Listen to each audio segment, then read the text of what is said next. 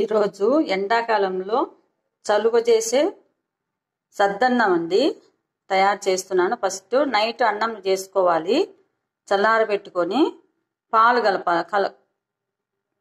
కలుపుకోవాలి. ఇట్లా పాలు వేసుకోవాలి.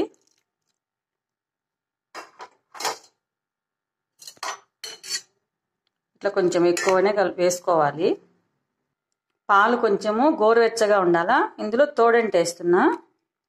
నైట్ వేసుకోవాలి. ఇవంతా పొద్దునికల్లా పేరుకుంటుంది, పెరుగు అవుతుంది. అది కలిదిప్పుకోవాలి. మళ్ళీ అందరూ మట్టి కుండలో చేసుకుంటారు, నేను స్టీల్ గిన్నెలో చేస్తున్నాను. మట్టి కుండలో కూడా చేసుకోవచ్చు. ఇంకా ప్లేట్ పెడుతున్నాను. చలువ చేసి సద్దన్నం రెడీ. ప్లేట్లో పెట్టుకొని తినడమే.